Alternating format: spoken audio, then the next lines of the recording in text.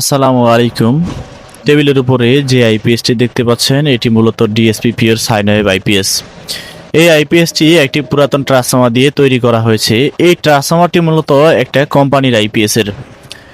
ওই আইপিএস এর ভিতরে সার্কিটটা পুড়ে গেছিল, তখন সার্কিট আমরা মার্কেটে এরকম পাইনি, যার কারণে আমরা DSP pure sine wave IPS দিয়ে ওনাকে এই আইপিএসটি তৈরি করে দিলাম।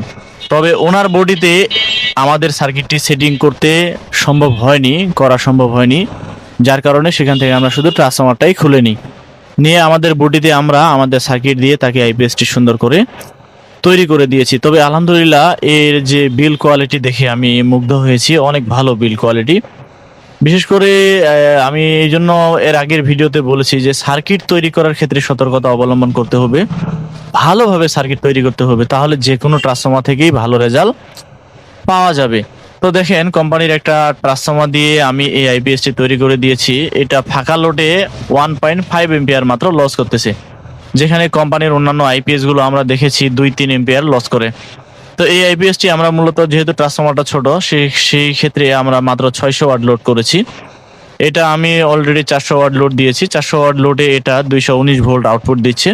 DSP pure sine wave IPS গুলো মূলত আপনি যতই লোড দেন, এটা 1-2 ভোল্টের নিচে আর কমে না, যার কারণে আপনি যত ওয়াট লোড দিবেন তত ওয়াটেই যদি আপনি আইপিএস, মানে যত ওয়াট আপনি আইপিএস তৈরি করবেন তত ওয়াটেই যদি লোড দেন, ও কিন্তু ভোল্টেজ কমবে না। দেখেন, 600 ওয়াট লোড দিয়েছি, ভোল্টেজ দাঁড়িয়েছে 218।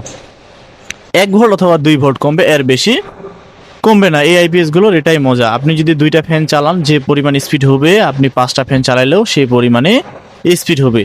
সেখানে অন্যান্য কোম্পানি আইপিএস গুলো আপনি দেখবেন লোড কমে যায়, ভোল্টেজ দাবে যায়।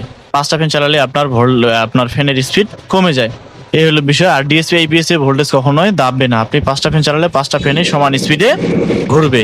আর এর আউটপুট পিওর সাইনের হওয়ার কারণে আপনার ফ্যান কোনো নয়েজ করবে না।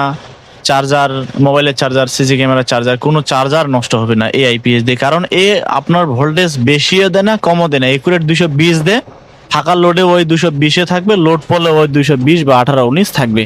একটা ভোল্টেজের যে আদান প্রদান, মানে হাই লো যে একটা বিষয় আছে, এটা এই আইপিএস গুলোতে আপনি পাবেন না। একুরেট একটা আউটপুট আপনারা এই আইপিএস থেকে পাবেন। তো আজকের ভিডিওটা এখান থেকে শেষ করছি। সবাই ভালো থাকেন। আসসালামু আলাইকুম ওয়া রাহমাতুল্লাহ।